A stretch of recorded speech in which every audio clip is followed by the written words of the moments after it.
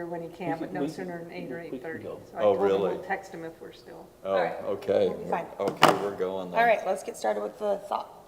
All right, I have the thought today.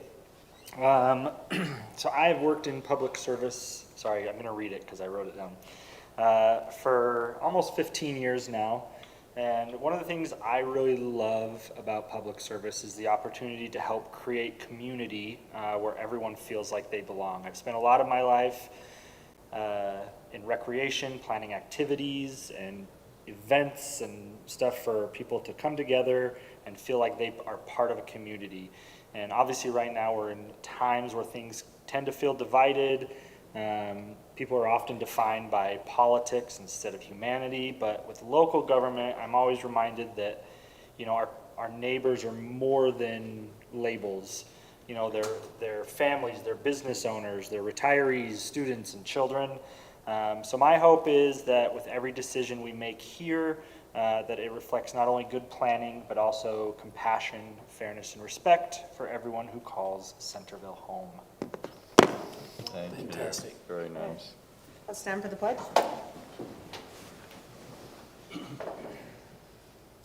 I pledge allegiance to the flag of the United States of America and to the republic for which it stands, one nation, under God, indivisible, with liberty and justice for all. All right, we'll turn the time over to staff. Is it me who's leading this out? Okay. All right, thanks you guys for attending. The applicant, Tyler Oliver, is requesting a site plan amendment approval for the previously approved site plan by the Planning Commission on June 8, 2022. About 2 years ago, the planning staff did a landscaping check and found that the site was out of compliance with the final site plan. The core areas of that would include the gas bottle storage rack. There was a phase 2 that was never fulfilled. That included a second building, and then in place was replaced with a laydown yard. Let me pull up the actual site so you can see, the site. You can kind of see the laydown yard on here. This area that I'm highlighting with my mouse is where the second building was proposed to be. And then the third item was the detention basin that is in the corner right here where I'm hovering over my mouse. Over the past 2 years, the city and Fineline staff have been in discussion about getting the site up to compliance via site plan amendment. The actions for this application started to occur once that Stokes Stevens, which is the property just directly south of that, requested an access easement between the two properties. This request triggered a need for both sites to meet the site plan amendment standards. The Stokes Stevens site plan amendment met the code criteria for the zoning administrator, Mike Agate, to approve. However, the Fineline Steel site plan amendment did not meet the criteria and needed to be reviewed by the Planning Commission for decision.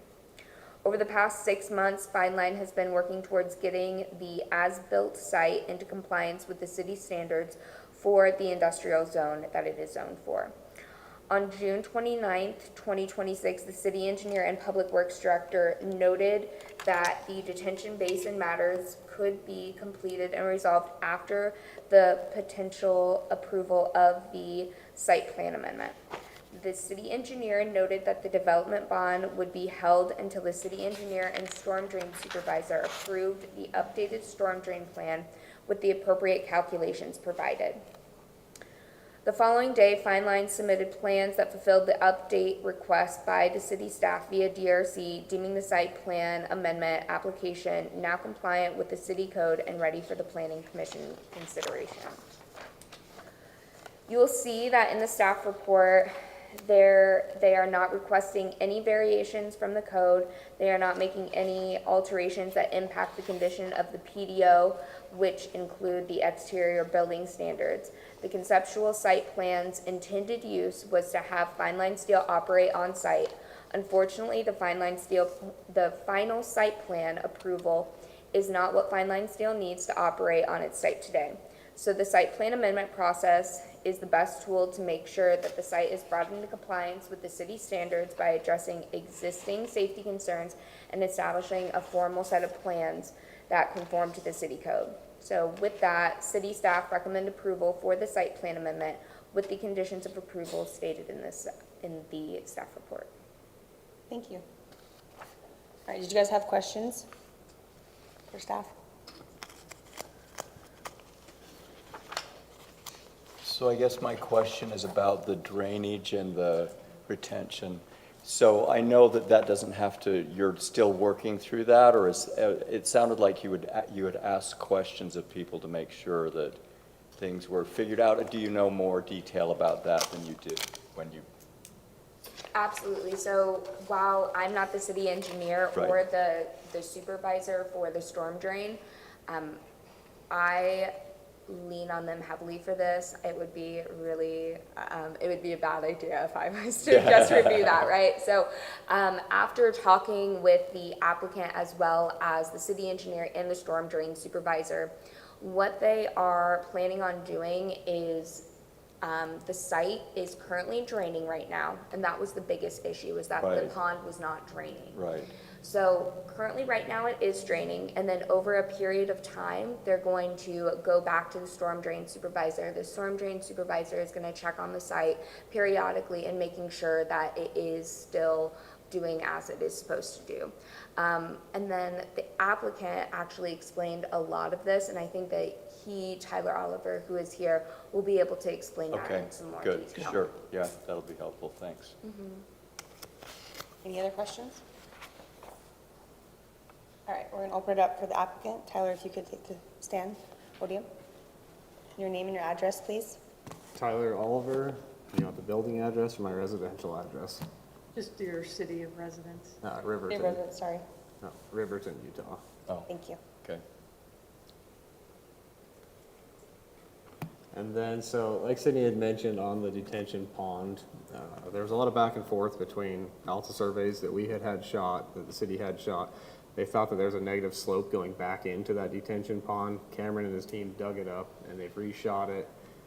It says that the pipe was flat. I joked with Sydney and I said, I don't know if when they recompacted everything, if there was a plug or something in there. But ever since they've done the work on this pipe, the pond is empty. We've had water in it for 2 years since then. Like Sydney had mentioned, Cameron said he's going to come back and just periodically check it to make sure that it's empty. We love that it's empty. The wasps and mosquitoes have gone down. Yeah, but we have agreed that if need be, that we could pull some of that cobble out of there and raise the level on the bottom. The orifice that was installed looks to be a few inches high, but that's what Cameron wants to monitor. Is it okay where it's at? If it is deemed too high, we'll bring back and raise that cobble up so the volume in the pond is greater, and so we can do it. The pond was designed, like Sydney had mentioned, for phase 2 of building 2 to sustain all that water if it did go there. Part of what we had worked with the city before is that phase 2, if it never came in, that phase 1 would be a standalone site. So all the infrastructure was put in for phase 1. Again, phase 2 is ruled out now. We need more space, and I wish you guys could grow more property right there next to us and we would buy it. It's unfortunate that we're that tight already. We didn't expect to grow this fast, but it's a great problem to have, and hope to continue bringing revenue and tax dollars to the city. But yeah, so the pond I feel pretty great about. Kevin and Cameron have both been awesome to work with. As far as that goes, I know there were some issues with the bottle storage that just didn't reflect on the site plan that wasn't there. There's a lean-to that we had built just to cover so snow load didn't fall on some of these electrical components that were just monitoring gas flow and would shut it off in the case of an emergency, which is on the north side of the building, right? It's a little bit further, about right in there, Sydney. I think was it 68 or 70 feet by 8 feet wide, the lean-to. So we have updated that. While working with Sydney, we found that we were a little bit shy on parking stalls. We thought that we had an allowance due to the automated equipment that we had put into the facility that we would need less bodies there than it would be the 1 stall per 1,000 square feet. With that, we have put in, I believe it was 107, right, Sydney? Instead of the 106 needed. I think that's what Frank had submitted. So aside from that, I do think that we have hopefully answered all the questions, but if there's any more, I'm glad to answer them. I want to say thanks to Mike and Sydney. You guys have been a huge help. I know that it's been a struggle. This whole thing started, I think, Lisa, you're the only face I remember, but when we started this whole thing years ago, applying for the PDO wasn't the most sought after thing, doing a metal building in Centerville. Corey had mentioned, well, hopefully we can be a pioneer to clean up the other old buildings in the city. I hope you guys still think the building looks nice, but has been a little bit of a task switching committees, switching fire marshals, all of this. I understand that you guys have different visions than what they did. Maybe they all wanted to get out really quick and just hand you guys a whole bunch of a mess. With that, though, I hope we can work together and just get this resolved. Yeah. Looks good. Thank you. Yep. All right, now we'll open it up for the public. There's actually no public hearing on this. Oh, there's no public hearing? No public hearing? Okay. Okay. We're gonna bring it back to over here. Does anybody like to make a motion? You guys have any other questions?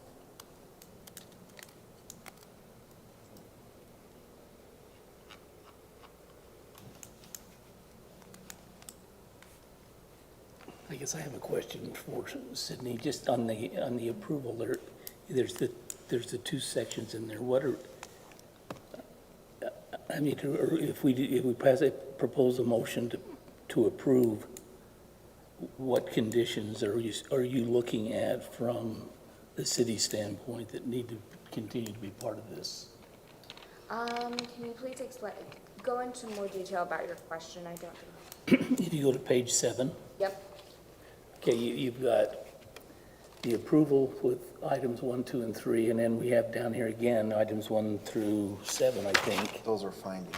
Those are findings? The bottom 7 are the findings. Okay, we don't need to worry about those. I mean, you do, at least reference them to justify your decision for the approval. Exactly. So you want both in your They're motion. just, Okay. So conditions 1 through Even if 3, you just and then number them, findings those are 1 through findings. 7. Yeah. Right, even if you just right. number them. Yep. Amanda, if you're ready, I'm ready to approve it. Okay. You want to make a motion? Unless someone has a problem with it, but No, go ahead. Go ahead, I think that's good. I think the building has turned out exceptionally well. It looks good, and I'm glad you're being successful. So I'm, Getting this, I think, Sydney, that's pending on the occupancy for the Stevens Stokes building too, right? So that has been, when she was like, we can get you on the 8th, I was really stoked because I already paying rent over there for the last 8 months to those guys and not being able to occupy the space and get in there, but I also can't safely traverse material from our site now out on the 1250 and up there, so this will grant the hopeful for that access. We can get that roadway poured in there and not have a safety concern for the city. where is the easement? Is it going to be on the east side? South side. So yes, the south. You might be able to pull it up. there's a drive, Oh, okay. there's a drive access. It doesn't show You as can kind well. of It's right, see it's it. right, yeah, there it Oh, is. right there. That flare. Okay, Oh, okay. that works. This way that they can use their larger vehicles to not use the actual public streets and be able to transfer back and forth for safety purposes. Makes sense. Yeah. Okay, Madam Chairman. I hereby make a motion for the Planning Commission to approve the proposed Fineline steel fabrication final site plan amendment for the property located at 975 West, 50 South, also known as parcel 06-008-0034, contingent upon the following conditions for approval. 1, the applicant will be required to resolve outstanding city engineer and staff comments as indicated on the attached checklist document and reports. The required final site plan amendment corrections will be reviewed by the city staff for compliance with this approval. 2, prior to the bond release, there will need to be a final approval from the storm drain supervisor and the city engineer that indicates the site is in full compliance with city code, and the updated plans follow the city standards and details, specifically for the detention pond and any storm drainage improvements needed for the associated fine line and steel property. And 3, the applicant shall post and pay any outstanding development-related costs consistent with the city ordinance and fee schedule. This includes any bonding, escrow, funding expenses that may be required by the city. And I get by acclamation the other 7 items would be part Findings of, 1 through Add 7. due to the following findings, 1 through 7. and I'm not going to read them all, Yeah, No, that's don't fine. read them. unless you want Do to. you, do we have a second? I'll second. Okay. We'll start down here. Aye. Aye. Aye. Aye. Aye. Okay, it passes unanimously. Thank Thank you. All right, and we'll turn it back over to Mr. Eggett. Are you leading us out on the next? Yep. So, I've talked about this item, which is the first review discussion of the detached accessory dwelling unit, to be located in chapter 12 of the Somerville zoning code. Obviously, the state legislature approved bill language that's now found in state code, and specifically the detached accessory dwelling unit ordinance will be, need to be in place. Well, it's effective by state ordinance, state code, on October 1st, 2026. And so we are required to have a code in place in our code that allows for that to remain in compliance with the standard when it goes into effect on October 1st. So basically, it's our deadline, or to put it in very, very frank terms. So we have a deadline of what we're trying to accomplish, and we've looked at the calendar and kind of backed into it to see how to accomplish that. And that puts this discussion on today's meeting to start the planning commission review of this. The goal and intent would clearly be to give the council up to two meetings of discussion with it. So both meetings in September, or maybe even a late August and early September meeting discussion, to even afford them a third if we are able to move that quickly. That's the idea. So the thought process is it would give the planning commission 2 to 3 meetings worth of it, and then similarly the council either 2 to 3 to get to that October 1st deadline.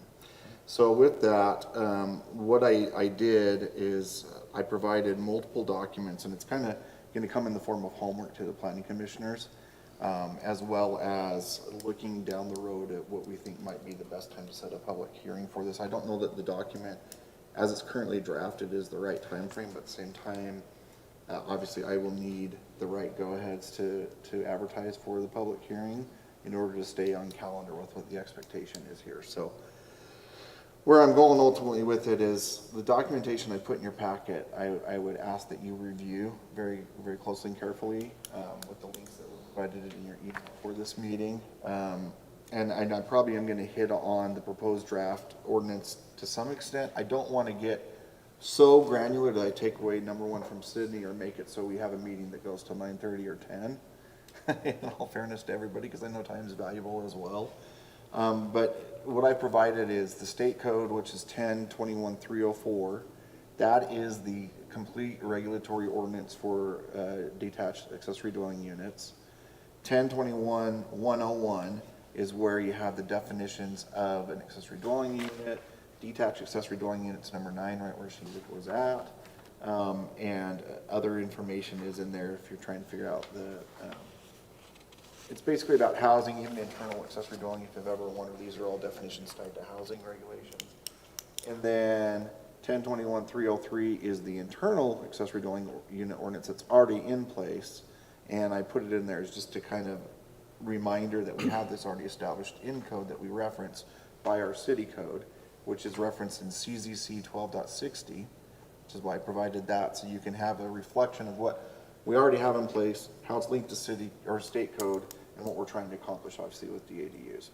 And then the next one is a survey. So I did, I believe it was 6, maybe even 7 communities, survey here of their already existing detached accessory dwelling ordinances. Now, what's interesting, a lot of them had a combined accessory dwelling unit ordinance. I parsed it out as it's relative to DADUs.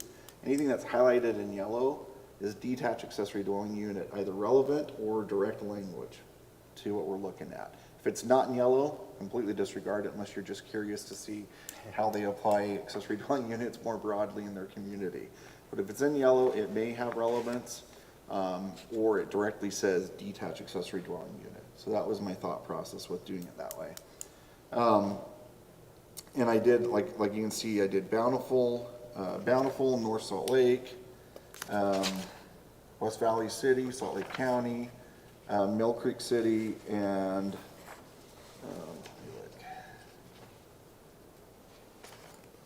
and then Eagle Mountain were the ones that I was able to find have. I would have done other cities more in our area, but there are many communities in South Davis County that do not have a detached accessory dwelling unit ordinance themselves. So these are the ones that I was able to find. And the Farmington model is so unique and different, we don't want to look at doing theirs unless you want to start parceling off detached accessory dwelling units as ownership Oh, wow. lots. That's what Farmington has gone to that model. So you can actually own the footprint of the detached ADU as a homeowner. And that becomes your home. Almost a condominium. Yeah. That's wild. Yeah. I'm surprised that would go against like accessory though at that point. That's very interesting. It's a weird hybridized Yeah. detached accessory dwelling unit, but you can own it and have fee simple title ownership to it and have it recorded. It's interesting. Anyway, but it's such a big animal and it's such a experimental animal. Yeah. I didn't go there. Yeah, I'm I not sure agree that with that's that. where Senator wants to go anyway. Yeah. I In light agree. of that. So, so that's what I did. I used, now, yeah, go ahead there, Sydney. I used, because I felt like Mill Creek seemed to be kind of where we wanted to go to start, and it kind of helped me. I was trying to figure out, okay, which of these 6 gives me a framework that seems to feel correct and match up better than the others. Bountiful seemed too basic. North Salt Lakes had some things, but there were some things where I was like, that's kind of different. Maybe there's certain things I like. Mill Creek felt like enough of a middle road, even though it looks like with everything I'm omitting that I didn't like it that much. It was the basis that I used. And then I would pull in already established internal accessory dwelling unit language that seemed relevant, that I could easily just rename detached accessory dwelling unit, but it had the same effect. Doesn't mean I got it right, and I'm not expecting to have it perfectly right, obviously, in how I did that. But that's what I did. So as you look it over, that's what I tried to do. I tried to model it as close as I could to what even the organization to the internal ADU, so it feels similar enough to reference and reflect the IADU code we already have in place. I did add a few sections and a few things that are specifically relevant to detached. Now, let's talk about a few features of required state code on detached that you'll see reflected in the working draft.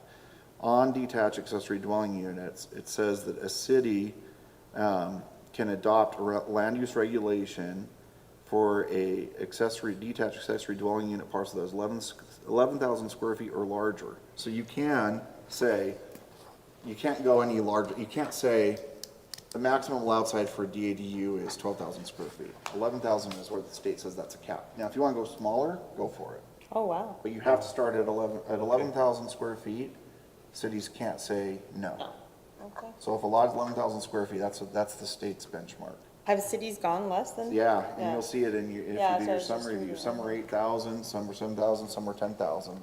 And I highlight, in fact, this document, I guess we'll go to this real quick. This document here that I provided, yeah, and then there's a clean copy of this in there if you want to see what that would look like in clean format. But this document, I did this today, and I thought about after I put the packet together, I'm like, I'm going to highlight and find things that are unique about the other cities' codes and do a summary and what those references are, so you can see how some of the cities vary their standards as you research what other cities are doing. Because some of them, like North Salt Lake's the only city that allows tiny homes to be detached ADUs, Yeah. which I thought was interesting. Okay. But tiny homes are on wheels, and almost all the other cities said we don't allow Mobile detached homes, ADUs to be yeah. on Right, wheels. yeah, yeah. Mobile, right? So that's kind of interesting. Motor homes. Just as a explanation. I also provided, in my original review, my working draft, I wasn't sure what Public Works' position was on a few things. I was able to identify what those are. Just the 2 things that they said they would want for sure was a separate water meter and a separate, then the water line that comes off of that to the DADU specifically is a dedicated line. And they also would support the sewer district if the sewer district wanted their own separate line, not a shared line for sewer. Oh, okay. Because capacity may not be there for the water line that goes into the home, number 1. Number 2, it makes it harder for utility billing. Number 3, it's harder to know if there's leaks or there's problems with water metering if you don't have 2 separate meters. So it's a cleaner system for that. So that's what they wanted. The other thing that It's more expensive to build, but It is, but it's better to obviously monitor and track and, as well as not overload the systems with fixture counts and all that good stuff. So They don't have Cousin Eddie rolling in they town. recommended, yeah, exactly. The other thing that, I know I'm kind of all over the place, but just continue with me, because hopefully it will make sense. The other thing that's really strict with the state code is that an accessory dwelling unit, if the accessory dwelling unit is smaller than 650 square feet, you can only require one on-site parking space. So you can't, obviously say, well, you have to have two no matter what. If it's 649 square feet or smaller, you can only require one. If it's 650 square feet or larger, you can require two. The reason that matters is I talked to our street supervisor about this, and he said he would recommend that we do follow the state standard and put that into our code. I wasn't sure what the thought was. And the cities, you'll see it, are all over the board. Yeah. And the other thing that's interesting is whether or not we want to allow tandem. I don't know if you know what the definition of tandem is. You think side by side, but tandem is, they can be in file. So one is parked in and then the other one parks behind it. Oh. So do we want to allow tandem to accommodate that, or do we want to say no tandem? It's gotta be Have to side be by side. distinct so they both can get in and out. Yeah. So that's something to think about as well with parking. Another area that was interesting to think about is setback standards. Do you follow the setback standard of the accessory building standards already in code for the zone? Or do you want it to be more strict? Some cities have it 10 feet from the property lines for a detached accessory dwelling unit. Obviously, it's good practice, but we probably should still declare that we don't want any accessory dwelling unit on a public utility easement. And clearly you spell that out. And a lot of cities do spell that out. So, but setbacks is something that could be, right now our accessory dwelling unit code, or accessory, not dwelling unit, accessory code for accessory building allows, if it's under 300 square feet, it can be up to 3, is that right, or 400? Under 400. 400 square feet, it can be up to 3 feet from the rear property line. So basically the property line's in the rear yard. Wow. If it's over 400 square feet, it has to be 5 feet away as a setback. Are we okay with that, or do we want to say if you're going to convert to a DADU, you have to move it? Now, another thing the state code requires is that we allow conversions of existing accessory buildings to go into DADUs. That's why this setback discussion becomes challenging. Because if there's already an existing garage that meets setback requirements of code, you can't clearly They're force already that on them. grandfathered in? So now are you gonna punish the people who wanna apply for accessory dwelling units and say, well, your neighbor got it because they already had a garage, but you don't get it because you're coming in to apply for an accessory dwelling unit that doesn't exist in your backyard. And that's where the setback discussion becomes a little more challenging. Another thing that the cities have looked at doing is, what do you want to do relative to entrances? Are you okay with entrances being visible from the street? Do you want to say entrances must be not visible from the street and away from neighboring properties? Do you care? What about window openings? Do we want window openings to be able to look down on the neighbor's property by either in the rear yard or the side yards, or do we only want window openings to be towards the front or interior of the property? And the cities have commented on that in their reviews. That's something else to think about. Drainage. Do we want to make an explicit statement about a DADU shall not drain on neighboring property? I mean, I think that makes logical sense, but we probably should have explicit language that says as much in the code. Now let's get to the idea of rentals, short-term rentals, long-term rentals. The state code says that you can prohibit detached accessory dwelling units from being rented for less than 90 consecutive days. So I have that in our draft. Right. Basically, it needs to be in a long-term rental So no scenario. Airbnbs, no Right, verbos? right, it's not for an Yeah. Airbnb. If you're gonna have one. Obviously, it also says that you can require owner occupancy, which we would, because that's the whole nature of an accessory dwelling unit, internal or detached. You can restrict a detached accessory dwelling unit from being in the front yard. Right now, we don't allow any accessory structures to be in the front yard by code, or even the side yard. We only allow accessory structures to be in the rear yard. So we can continue that even with detached accessory dwelling units.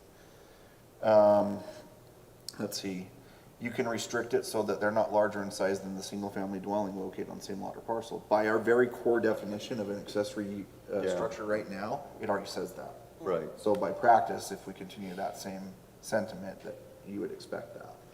There's also lot coverage requirements. This would still need to meet lot coverage requirements. We can explicitly state that, but obviously where it's an accessory structure, it's subject to that whether it's stated in this code or not.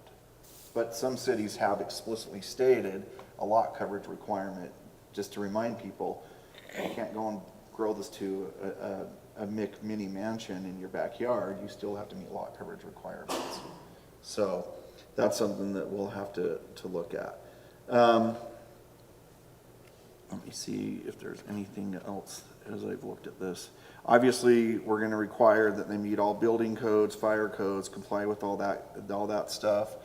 Addressing systems, we have an addressing system with internal accessory dwelling units, but some of the other cities have very explicit addressing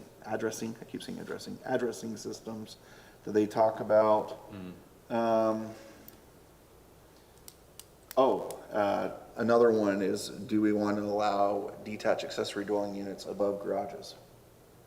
Because if we do, right now, the current maximum height for an accessory structure is 20 35. feet. Oh. 20 feet, and it's meant to currently curb the ability of someone to readily do a conversion for an upstairs unit.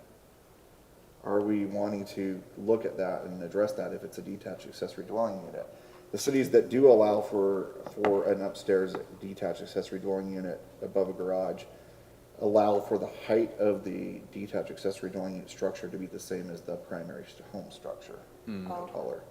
So it matches at most height. And again, do you want roof styles to be the same? I mean, that's kind of more nitty-gritty, but do we care? Do we want them to look exactly the same? Do we want the exterior appearance of the structure to be exactly the same as the single-family dwelling unit? Or are we going to allow for a little bit of variation, say a percentile?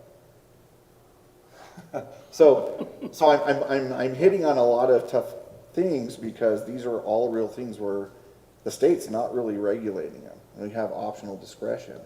The question becomes, if you look at a bountiful code, do you want as basic a code as bountiful and just keep looking back to state code? Do we want more specificity? As you look at some of these, the reason I went to bigger cities is sometimes bigger cities tend to have a lot more specificity in their code. I did that on purpose. Yeah. You might say, well, why'd you do West Valley City? Well, I did it, yeah, because you even get a diagram. I think that is actually West Valley City that shows imagery. Oh, that's the other thing. By fire code, all accessory structures have to be 6 feet behind the main dwelling, but almost every city has defined that in their code just to make sure it's clear with the DADU that stays. That's the same. Okay. So we would want to do that as well. I thought about getting into the code, the draft that I had provided, but I don't think I will. I think what I'm going to do, because I put in a lot of internal comments and questions, is give you the 2 weeks to look at it. And then when we come back, get your guidance to refine it and schedule the public hearing at that same meeting. And then schedule that public hearing 2 meetings out and hopefully have it on for consideration for a recommendation at that point, given.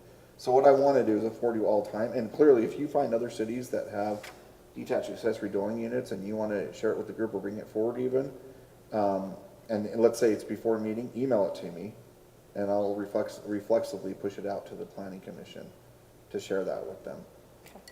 And then we can come back. I want to make sure we do everything as publicly as possible as far as any commentary. So save your comments and dialogue for the next meeting. But if there's like, hey, Mike, this city has a great detached accessory dwelling unit code, will you push it out? I will do that. I haven't done the survey or the analysis of it like I have these others, but I will do that, at least for the sake of conversation. And then when we come back, we can discuss it further, and I think Lisa will even take some time to look at what I provided and maybe provide commentary as well. Is that fair? Yeah, I thought I would see how this discussion goes, and I think Mike's done a really good job with the background research and seeing what some other cities have done, because this is new legislation. Yeah. Yeah, thank you, Mike. That's very eye-opening. Yeah, and the hope is that we'll at least get it ironed out enough to meet state code. And if there's other things that feel lingering that we want to further drill into and address, we can always bring it back and amend stuff into it if we need to clarify something. Yeah. Right? Perfect. So that's my thought process. I don't know, I've said a lot. Does anybody have questions or comments for me? Or Lisa, do you want to add anything else or Sydney on this? No, I- So are you wanting us to like come back with ideas that we have for the code? Yeah, And what, are we gonna like debate it here, whether they should be in? Okay. yeah, what I want to do is get to the point of having a draft that feels like the right draft, that's 90% there or closer.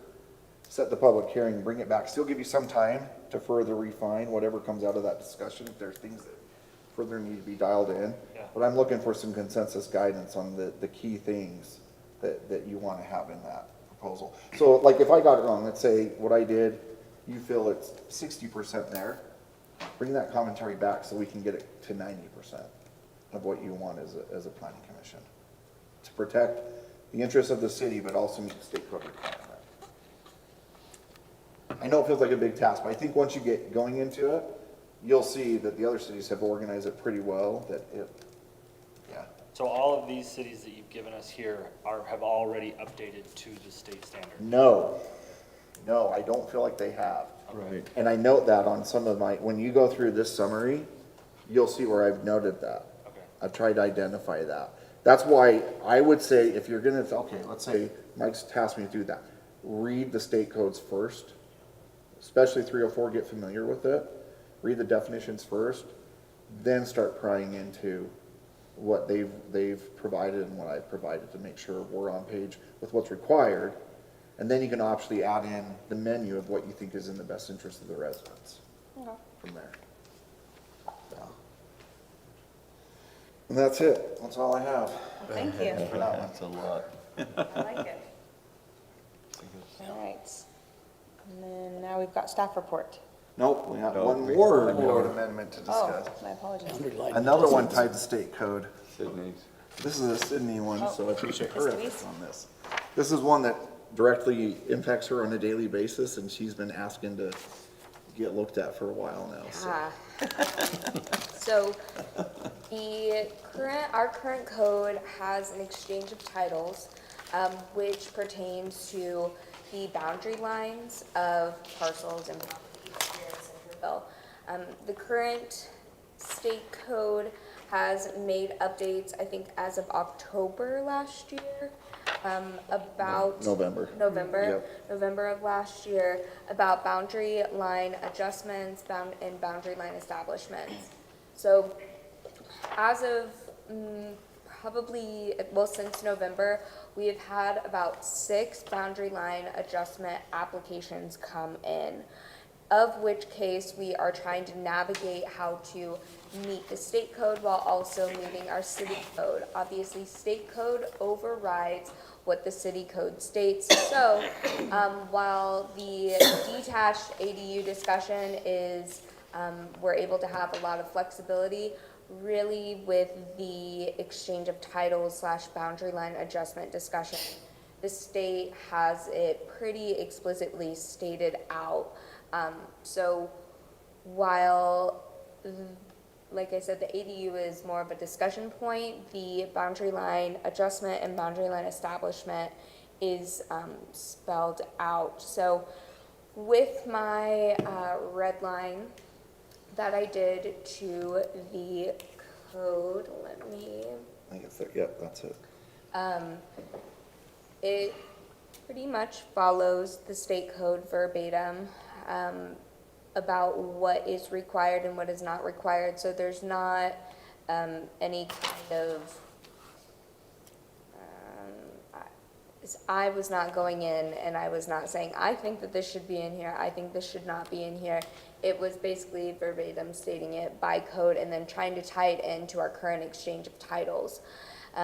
After discussing with Mike and Lisa on Monday, I think there is a portion of the code that needs to be amended, and this discussion came about because we were actually talking about a current boundary line adjustment application. So the current code by state have a boundary line adjustment simple, a boundary line adjustment full, and a boundary line establishment with an agreement. So in the current red line that I have, I just included the boundary line adjustment simple and the boundary line adjustment full, and I have excluded the boundary line establishment. However, I think the boundary line establishment really should be put in there. They are pretty similar in what they are trying to accomplish, but the reason for each of them being separate has its own characteristics. So for the boundary line adjustment simple, that is when two properties are trying to adjust their property lines or establish a new, or sorry, adjust their property lines. They don't affect easements, they don't affect public right-of-ways, and obviously they're not creating a new parcel because then that would trigger a subdivision.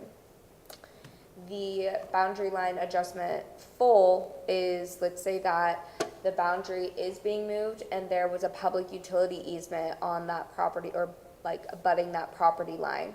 So then if we were to move that boundary line, then we would be affecting the public utility easement.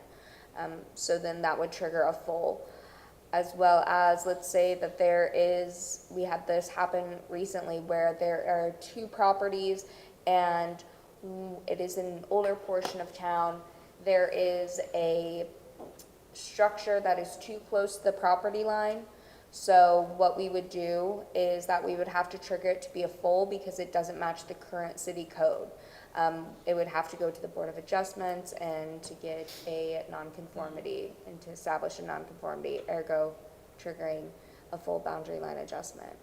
And then after our discussion on Monday, the best way to describe a boundary line establishment is where there is a vagueness of where the boundary line is. So with the boundary line simple and the boundary line full, it is a pretty established line where both parties can agree, okay, this line, this is where it is.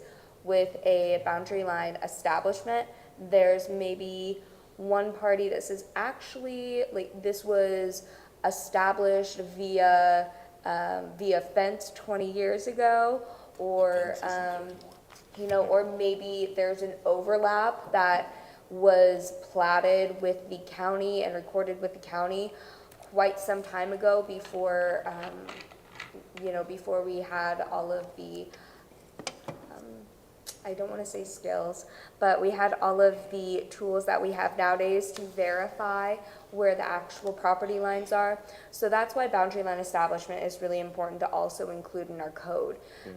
Each of these have different levels of review. So a boundary line establishment, as long as the two property owners can come into agreement, that is something that is done by the zoning administrator, and it is actually something that he can just sign a paper and give it up to the county for that to be approved and be verified by the city.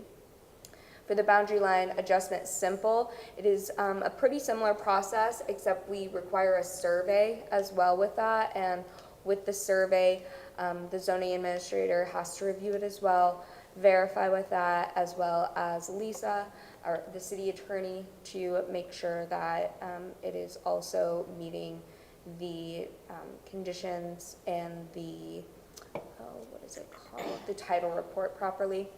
And then the boundary line adjustment full, that is a little bit more into detail, and with that they do require a survey, and then the cities have the ability to request and require a plat to be formalized with that.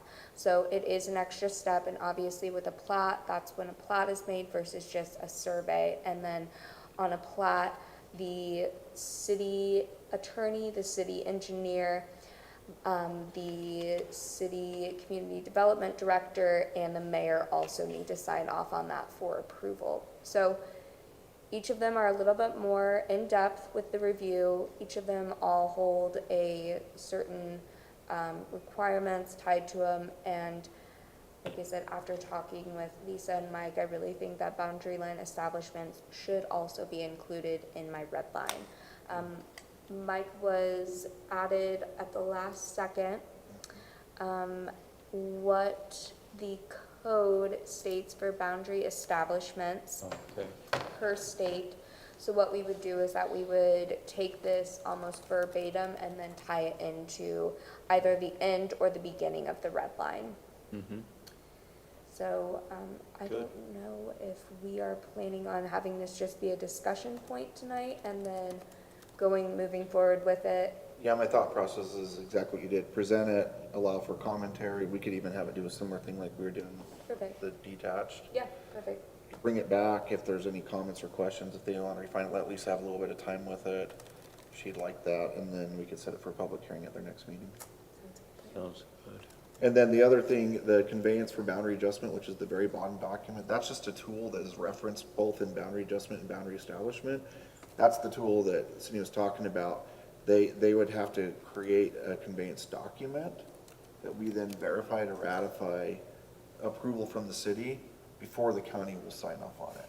So it's talking about what that conveyance document will look like in order to accommodate the boundary adjustment in a simple or a boundary establishment scenario. Would this be a recorded document? It becomes a recorded document. Yep. In lieu of a plat. That's why they're saying, the state has carved out and said, okay, if you're not gonna do a plat, and we want the cities to see it and say, yeah, we've seen this, we understand you're doing this, this is what we want to have happen. And this is what the county's gonna look for when they go to record it. in that Ideally. scenario. Ideally, yes. That's what they're seeking.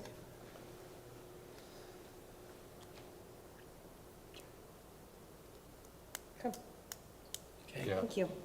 sounds good. I think we can Thanks, guys. look at that. So now we'll go to the staff report.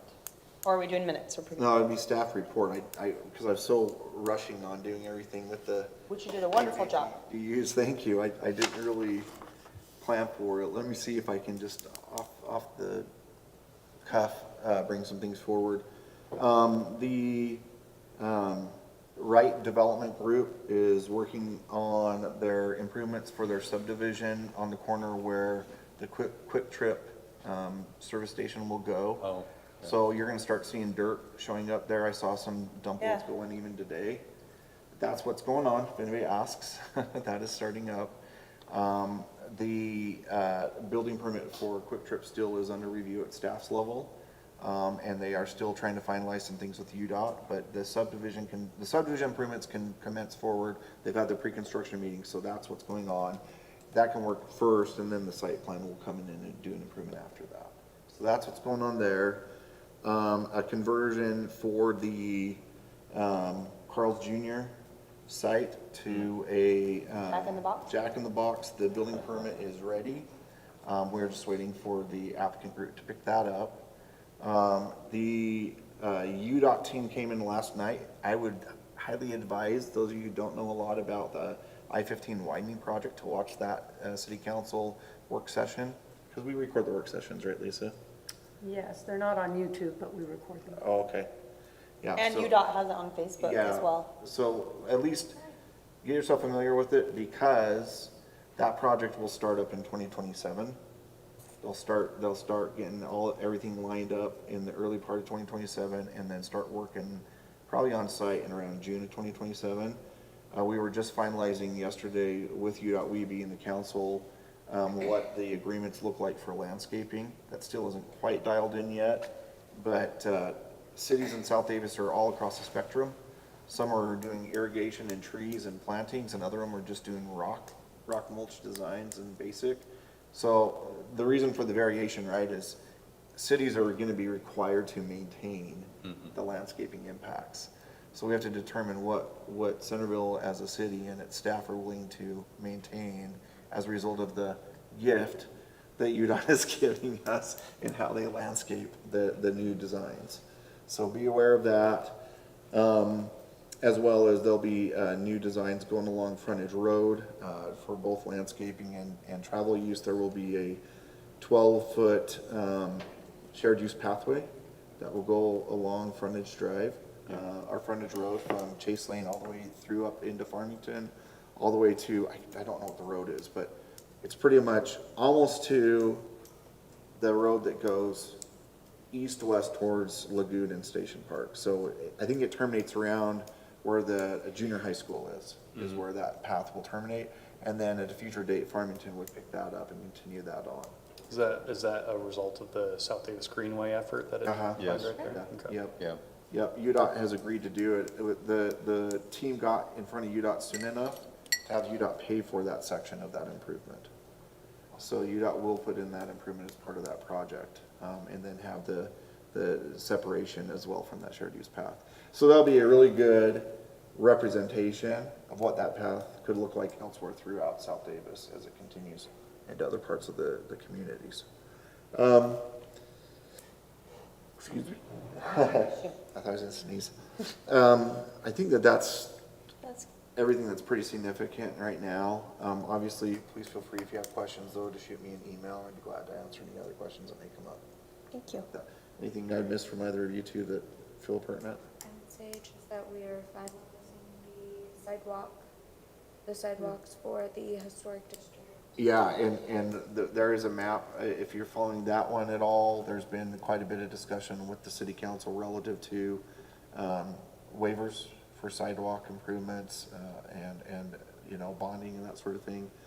I forget what the term is right off the bat, even though we've talked about it a billion times. But anyway, we are working on a map per the direction of the council where areas of the more centered point where she's got shown here of the city, the map would be staff's recommendation to council of which streets would be expected to put in sidewalk and where other areas would not be required to put in sidewalk. We're bringing that to a DRC, the Development Review Committee, staff committee on Monday. And then the thought would be, if it looks like it's ready to go, to take it to council their next meeting for a work session discussion. That's all I have. Thank you. All right, and we'll go to the minutes.